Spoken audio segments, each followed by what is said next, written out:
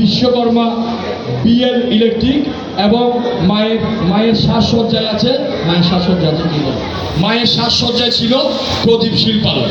এছাড়াও আমি কৃতজ্ঞতা চিত্তে স্মরণ করছি আমাদের হাজার লেনের সমস্ত যারা এখানে ব্যবসায়ী বৃন্দ আছেন, এলাকার স্থায়ী অস্থায়ী যারা আছেন সকলের কাছে কৃতজ্ঞতা প্রকাশ করি। এছাড়াও বাইরের থেকে অনেকে আমাদেরকে এই পুজো মণ্ডপে বিভিন্নভাবে সাহায্য সহযোগিতা করে আমাদের এই পুজোকে সুন্দর করার জন্য সহযোগিতা করেছেন।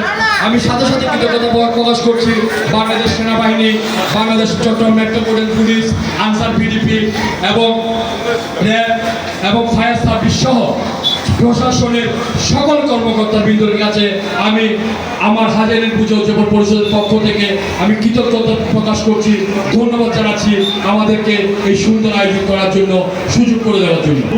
আমাদের এই মাতৃগণ অনুষ্ঠানের উদ্বোধক হিসেবে, শুভ উদ্বোধক হিসেবে উপস্থিত থাকবেন পূজ্যপাদ মহারাজ, দেবদূতপুরী মহারাজ এবং আমাদের যে মঙ্গল প্রদীপ প্রজ্বলন করবেন আমাদের পরম পূজ্য পাদপ্রমাণ মহারাজ, প্রেমানন্দ মহারাজ আমাদের মাঝে উপস্থিত থাকবেন।